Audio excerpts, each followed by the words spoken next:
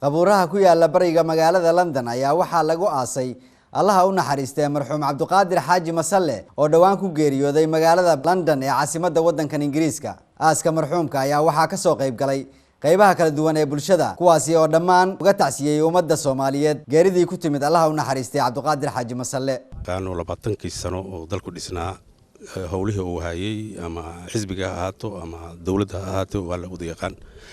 Qaadir markii dalkii burburo halkan la yimid wuxuu la soo baxay firfircooni iyo hawshii uu dalka u hayay inuu wali ka sii wado siiba magaalada London dadka hanuunintooda isu keenidooda wanaaga ka talinteeda. marxuum Qaadir Xaaji Masale waxaan joognaa aaskiisa maanta London ayaanu joognaa. marka ninka haddaan wax yar faal ka bixiyo inta qaranka markii fanaaniinta waa beri la aasaasay raggii wuxuu ahaa aasaasida fanaaniinta qaranka waa beri qayb weyn ka soo qaatay oo fanaaniinta xooga dalka iyo anagoo raadi Muqdisho ahayn oo dadkii qaban qaabiyay nin aad qiimo u leh buu ahaa. runtii maanta halkan waxaan leenahay ilaahay naxariista jannada Allah siiyo.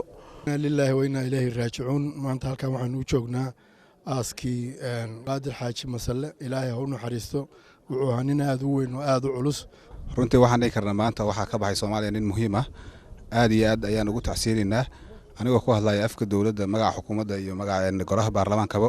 qabuurahan joognaa maanta waxaa lagu aasay Qaadir Xaaji Masale. Qaadir Xaaji Masale wuxuu ahaa nin aad iyo aad u wanaagsan xagga diinta iyo xagga bulshada. inna lillahi wa inna ilayhi raaji'uun. waxaan taaganahay qabuuraha London waxaa lagu aasayaa Qaadir Xaaji Maxamed Allah u naxariiso. inna lillahi wa inna ilayhi raaji'uun. walaalkan Qaadir Xaaji Maxamed ilaahay ha u naxariisto. bismillahir rahmaanir rahiim. inna lillahi wa inna ilayhi raaji'uun. anoo ku hadlaya magaca bahweynta sportska ee qurba joogta waxaan tacsi u direynaa maxaan ilaahay ehladii iyo qaraabadii iyo ummadda Soomaaliyeed oo ka geeriyooday Qaadir Xaaji. bismillahir rahmaanir rahiim. alxamdulillaah wa thanaa'u lillaah والصلاة والسلام على رسول الله صلى الله عليه وسلم. walaalkay magac ma jiro imika Qaadir Xaaji Masale marxuumka ilaa 65 aan isnaqaanay. ilaahay jannatul firdaws ka waraabiyo. ilaahay inuu kitaabkiisa gacanta midigta ka siiyo. ilaahay inuu qabriga u ballaariyo. ilaahay inuu mataqaana jannatul firdaws geeyo. Yusuf Garabay warbaahinta qaranka Soomaaliyeed London.